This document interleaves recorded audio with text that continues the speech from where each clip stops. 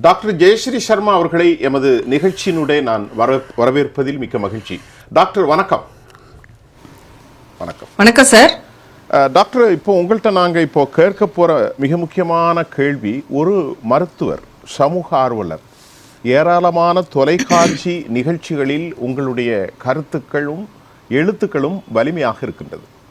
அதை நாங்கள் பார்த்து கொண்டிருக்கிற நேரத்தில் தமிழ்நாட்டில் இருக்கக்கூடிய கழிப்பிட வசதிகள் இருக்கிறதா என்று நாங்கள் பார்க்கின்ற போது, திராவிட முன்னேற்றக் கழகம் ஆட்சிக்கு வருகின்ற ஒரு காலகட்டத்தில் 2391 பள்ளிகளில் கழிப்பிட வசதிகள் இல்லை.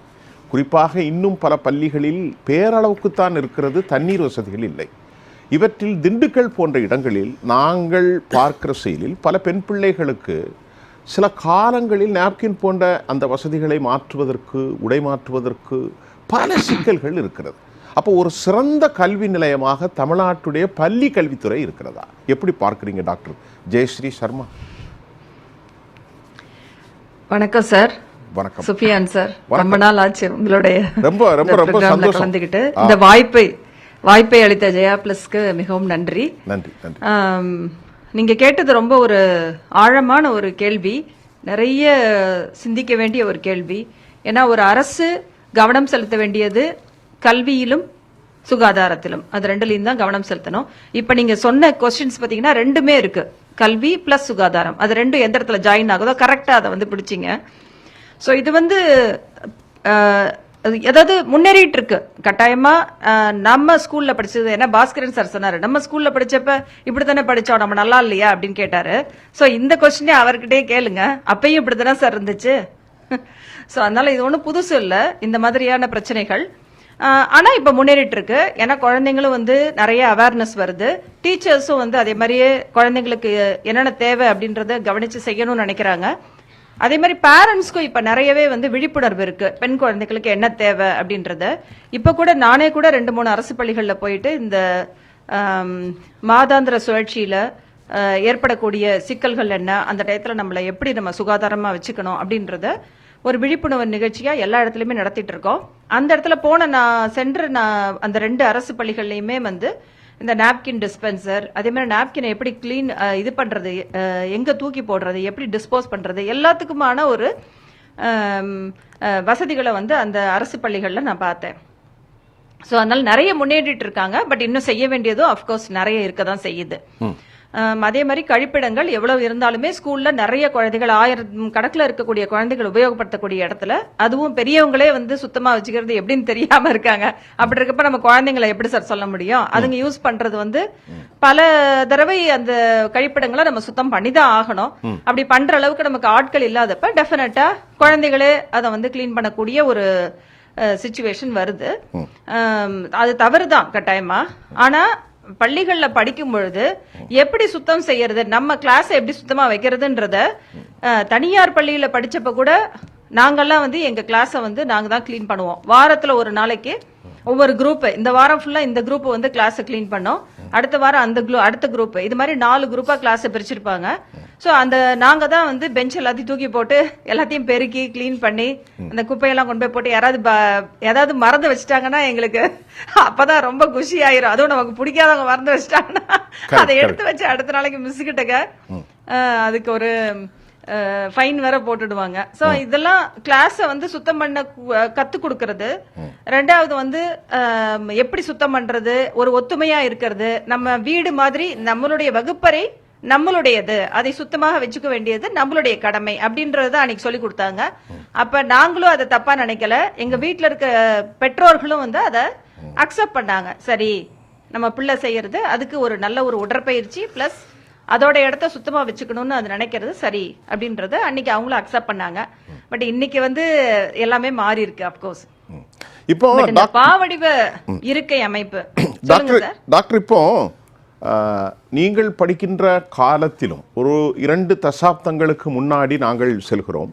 தற்போது சர்வதேச அளவில் கல்வி உலகத்தரம் வாய்ந்த இந்தியாவுடைய பாலிசி லிபரலைசேஷன், குளோபலைசேஷன். சர்வதேசத்தோடு நாங்கள் இணைந்திருக்கின்ற போது தமிழ்நாடு போன்ற வளர்ச்சி அடைந்ததாக கோராட்சி கொள்ளும் இந்த மாநிலங்களில் நீங்கள் அறிந்த அளவிற்கு ஒரு பொது சமூக ஆர்வலராக டாக்டர் ஜெயஸ்ரீ, தமிழ்நாட்டுடைய பள்ளி கல்வித்துறை இப்போ இந்த பே வடிவத்தில் அமர வைத்து விட்டால் without a discrimination among the ஸ்டூடெண்ட்ஸுங்கிற மாதிரி they have been focused some illusion, அப்படி தான் நான் நினைக்கிறேன். அது எப்படிப்பட்ட ஒரு உண்மையாக அது ஒரு என்ன சொல்கிறது ப்ராஸ்பரிட்டி செழிப்பான ஒரு கல்வியை தருமா? இந்த நடவடிக்கையில் எப்படி பார்க்கிறீர்கள்? அதை எப்படி பார்க்கணும்னா, பா வடிவ இருக்கை அமைப்பு அது ஒரு நல்ல ஒரு சிந்தனை, சரியான ஒரு சிந்தனை தான் அது. சரி. ஆனா நம்பர் ஆஃப் எத்தனை மாணவர்கள் அந்த வகுப்புல இருக்காங்க அதை பொறுத்து தான் இது நமக்கு நடைமுறையில் ஒத்து வருமா அப்படிங்கிறது, பயன்பாட்டில் வருமா அப்படிங்கிறது முடிவாகும். ஏன்னா இந்த பாவடிவமான இருக்கைகள் இது மாதிரி அமர வைக்கிறப்ப எல்லா குழந்தையுமே முன் வரிசையில வந்துருது. எல்லா குழந்தையுமே ஆசிரியருடைய நேரடி கண்காணிப்புல இருக்காது. நமக்கே தெரியும் பின்னாடி பெஞ்சில உட்கார்ந்துகிட்டு என்னென்னலாம் பண்ணுவாங்கன்னு. லாஸ்ட் பெஞ்சில உட்கார்ந்துட்டு லாஸ்ட் பெஞ்சில போய் உட்கார்ந்துக்கிறது என்னென்ன பண்றதுக்கு, விளையாடுறதுக்கு, தூங்குறதுக்கு, காப்பி அடிக்கிறதுக்கு, இதெல்லாம் பின்னாடி உட்கார்ந்து சாப்பிட்டுட்டு இருக்கிறது, இதெல்லாம் பேக் பெஞ்சில நடக்கும்போது நடக்கும். அதே பா வடிவத்துல வச்சா எல்லாருமே ஃப்ரண்ட்ல இருப்பாங்க, அப்ப நடக்குமா அது? இதெல்லாம் நடக்காது. அதே மாதிரி எல்லா குழந்தையுமே ஃப்ரண்ட்ல இருக்கப்ப ஆசிரியருடைய கண்காணிப்பு டைரக்டா கிடைக்கும். எந்த குழந்தை இப்ப எழுதுது, இல்ல எந்த குழந்தை எழுதல, எந்த குழந்தைக்கு எந்த விதமான பிரச்சனை இருக்கு, இதை பார்க்க முடியும். சோ இட்ஸ் லைக், அதாவது ஒரு டீச்சர் ஒரு ஸ்டூடெண்ட் அப்படின்றத விட தாண்டி இது ஒரு செமினார், ஒரு டிஸ்கஷன், அந்த மாதிரியான ஒரு மனநிலையை குழந்தைக்கு ஏற்படுத்தும் அப்படின்றதுதான் அந்த பாவடிவ இருக்கையினுடைய சிந்தனை, அதனுடைய பேஸ், அதனுடைய திங்கிங் பிஹைண்ட் தட். அந்த பாவடிவத்துக்கு காரணம் இதுதான். அப்ப எல்லா குழந்தையும் நம்ம ஒன்னா உட்கார்ந்துருக்கோம், ஒரே லெவல்ல உட்கார்ந்துருக்கோன்ற ஒரு உணர்வை கொடுக்கும். சோ எடுத்ததுமே போய் ஒரு 10வது 11வது வகுப்பு குழந்தைய இப்படி உட்கார வச்சோம்னா அதுக்கு மேபி டிஃபிகல்ட்டி இருக்கும். ஏன்னா அது சார் சொன்ன மாதிரி, பாஸ்கரன் சார் சொன்ன மாதிரி நம்ம இப்படியே உட்கார்ந்து பழகிட்டோம். அப்ப இதை எங்க இருந்து ஆரம்பிக்கணும்? சின்ன கிளாஸ்ல இருந்து ஆரம்பிக்கணும். 1ஆம் கிளாஸ் 2ஆம் கிளாஸ் இல்லன்னா எல்கேஜி யூகேஜி பிள்ளைகளை இது மாதிரி ஒரு பாவடிவத்துல குறைஞ்ச நம்பர் தான் இருப்பாங்க. அந்த பிள்ளைகளை ஆரம்பத்துல இருந்து இந்த பாவடிவத்துல உட்கார்ந்து எல்லோரும் ஒரே வகுப்பில் ஒரே வரிசை அதை கொண்டு வரதுக்காக தான். சரி, இது நல்ல சிந்தனை தான். இது ரியலா எந்த அளவுக்கு நம்மளால பிராக்டிக்கலா பயன்பாட்டுல கொண்டு வர முடியும் அப்படின்றத நம்ம பார்க்கணும். ஒரு நல்ல சிந்தனையை வரவேற்போம், கட்டாயமா பொருத்தி பார்க்கலாம். பொருந்துச்சுன்னா எடுத்துக்க போறோம். இப்ப சண்டிகர்ல பண்றாங்க, கேரளால பண்றாங்க, அங்கேயும் கவர்மெண்ட் ஸ்கூல்ஸ்ல தான் பண்றாங்க. பட் எல்லா ஸ்கூல்லயும் அவங்களால அதை அங்கேயும் செலக்ட் பண்ணி சில ஸ்கூல்ஸ்ல தான் அதை செய்ய முடியுது. இப்ப தமிழ்நாட்டுல எந்தெந்த பள்ளிகள்ல குறைவான எண்ணிக்கை இருக்கு, பெரிய கிளாஸ் ரூம்ஸ் இருக்கு, அந்த இடத்துல இதை ஃபர்ஸ்ட் ஸ்டார்ட் பண்ணணும் நம்ம. இப்ப இந்த பாவடிவத்துல எல்லாரையுமே உட்கார வைக்கணும். ஒரு கிளாஸ்ல 20 குழந்தை தான் இந்த பாவடிவத்துல உட்காரும் போது ரியலா அந்த பாவடிவத்தால நமக்கு கிடைக்கக்கூடிய பலன்கள் 20 குழந்தை இருந்தாதான் கிடைக்கும். அப்ப அதுக்கேற்ற மாதிரி நீங்க ஃபர்தரா ஆக்ஷன்ஸ் எடுக்கணும். மோர் கிளாஸஸ், மோர் டீச்சர்ஸ், இதை நோக்கி போகணும். நெக்ஸ்ட் டாக்டர் ரெண்டாவது பேசுவோம். டாக்டர் நான் இதை நான் நினைக்கிறேன் சார். டாக்டர் ஜெயஸ்ரீ சர்மா, மறுபடியும் நான் உங்கள்கிட்ட இந்த இணைப்பில் தொடர்பு கொள்கிறேன். நம்முடைய விருந்தினர் மரியாதைக்குரிய ராம்கி அவர்கள் பேசுகின்ற போது சில மருத்துவ காரணங்களை சொன்னார்கள். நீங்கள் பேசுகிற போது பெண் பிள்ளைகளுக்கான உபாதைகள், அவர்களுக்காக அந்த மாதாந்திர சில பிரச்சனைகள், நாப்கின் யூஸ் பண்ணுறதெல்லாம் எல்லாத்தையும் சொன்னீர்கள். ஆனால் உண்மையிலேயே மருத்துவம் சார்ந்து, கல்வி சார்ந்து உங்களின் பார்வை என்ன? அந்த ஸ்கூல் ஜோனில் எப்படிப்பட்ட நிலைகள் இருக்க வேண்டும், இருக்கிறதா? எந்த விதமான பற்றாக்குறை நிலை தமிழ்நாட்டில் காணப்படுவதாக நீங்கள் யூகிக்கிறீர்கள்? டாக்டர் ஜெயஸ்ரீ. ஆக்சுவலா ஆசிரியர்களுடைய பற்றாக்குறை இருக்குன்றது நிறைய நேரங்களில் நம்ம பார்க்குறோம். நிறைய இடங்கள்ல ஒரு ஆசிரியரே 5 வகுப்புகளை கையாள வேண்டியக்கூடிய ஒரு சிச்சுவேஷன் இருக்கு அப்படின்றத நிறைய இடங்கள்ல பார்க்குறோம். இன்னைக்கு கூட நீங்க இந்த தலைப்பை எடுத்த பிறகு நான் 2-3 ஆசிரியர்கள்ட்ட பேசிட்டு இருந்தேன். அவங்களுமே சொன்னாங்க, ஒருத்தவங்க சொன்னாங்க அவங்களுடைய கிளாஸ்ல 80 குழந்தைகளை ஒரு சில சமயங்கள்ல கையாள வேண்டியிருக்கு. ஸோ அந்த மாதிரியான பல இடங்கள்ல இந்த பாவடிவ அமைப்பெல்லாம் பாசிபிளே கிடையாது ஆக்சுவலா. ஏன்னா 80 குழந்தைகளை பரிசையா அப்படி உட்கார வச்சு பாவடிவத்தில் வச்சு டீச்சர் ஒரு மூலையில் நின்றுட்டு இருந்தாங்கன்னா அதுவே வசதியா போயிடும் நிறைய குழந்தைங்களுக்கு கவனிக்காம இருக்கிறதுக்கு. பிளஸ் போர்டில் எழுதி போட்டு அந்த போர்டில் எழுதியிருக்கதை பார்த்து படிக்க வேண்டிய ஒரு அந்த மாதிரியான வகுப்புகளில் பாவடிவத்தில் உட்கார்றது கட்டாயமா கழுத்துக்கு ஒரு ஸ்ட்ரெயினை கட்டாயமா ஏற்படுத்த தான் செய்யும். ஏன்னா நேரம் இருக்கிற குழந்தைங்க மட்டும் தான் நேரம் பார்க்கும்.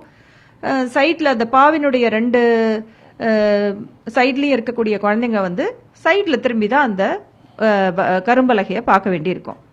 ஸோ அது மாதிரி எழுதி போட்டு அதையே அப்படியே படிக்கணும் அந்த மாதிரி வகுப்புகளில் இந்த பாவடிவ முறை வந்து கஷ்டமா இருக்கலாம். ஆனா எப்படி இருந்தாலுமே குழந்தைகளுடைய எண்ணிக்கை 20-22க்குள்ள இருக்கு அப்படின்னா அதுல கூட அந்த அளவுக்கு ஒரு பெரிய பிரச்சனை வராது. சோ இது வந்து ஒரு நல்ல முயற்சி தான். ஏன்னா மனதளவுல ஒரு குழந்தைய வந்து நீங்க ஃபீல் பண்ண வைக்க முடியும். ஒண்ணு, கட்டாயமா ஆசிரியர் உன்னை பார்த்துட்டு இருக்காங்க, நீ ஃப்ரண்ட்ல உட்காந்துருக்க அப்படின்ற அந்த பயம் வந்து வரும் இந்த வடிவத்துல உட்கார்றப்ப. பேக் பெஞ்சர்னு சாரே சொன்னாரு, நான் ஃபீல் பண்ணேன். அவர் ஃபீல் பண்ணது இன்னைக்கு அவருக்கு கட்டாயமா அவர் படிச்சு முடிச்சு ஒரு சாரோட வயசு எனக்கு தெரியல, சரி ராம்கி சார், கட்டாயமா ஒரு 20 வருஷமாவது ஆயிருக்கும். ரொம்ப இளைஞர். ஒரு 20-25 வருஷமாவது ஆயிருக்கும்ல சார். ஆனா பாருங்க அது எவ்வளவு ஒரு ஆழமான ஒரு காயத்தை உண்டாக்கி இருக்கு இல்லையா? நம்மள பேக் பெஞ்ச்ல உட்கார வச்சுட்டாங்க. ஏன் நமக்கு அது ஒரு தண்டனை? நான் உயரமா இருக்கேன், ஆனா நான் ஒரு தப்பு செய்யல, ஏன் என்னைய பேக் பெஞ்ச்ல உட்கார வச்சாங்க? அந்த ஃபீலிங் இருக்குல்ல அவருக்கு. இத்தனை வருஷம் ஆனாலும் அவரால் அதை மறக்க முடியல. அதனாலதான் அந்த ஃபர்ஸ்ட் போஸ்ட் போட்டது அவரு. அது வந்து நல்ல விஷயம் அப்படின்றது. சோ அதனால இது ஒரு சோதனை முறையில சில வகுப்புகள், வேற ஏதாவது ஒரு வகுப்பு உங்களுக்கு வந்து போர்ட்ல எழுதி போட்டு எழுத வேண்டிய தேவையில்லாத வகுப்புகள்ல இது மாதிரி உட்கார வைக்கலாம். லைக் நம்மளே சில சமயம் லேப் வேற சில வகுப்புகள்ல வந்து இது மாதிரி உட்கார வச்சு குழந்தைங்களை வந்து கிளாஸ் எடுக்க தான் செய்யறாங்க. நார்மலாவே லேப்ஸ்ல எல்லாம் பாத்தீங்கன்னா வரிசையா தான் இப்படி பாவடிவத்துல தான் உட்கார்ந்துருப்பாங்க. நிறைய இடங்கள்ல டேபிள்ஸ் நடுவுல இருக்கும்.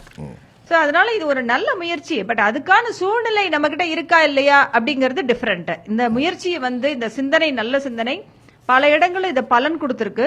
பர்டிகுலரா USA, UK மற்ற யூரோப் போன்ற பல நாடுகள்ல இந்த மாதிரியான முறைகள்ல தான் குழந்தைங்க உட்கார்றாங்க.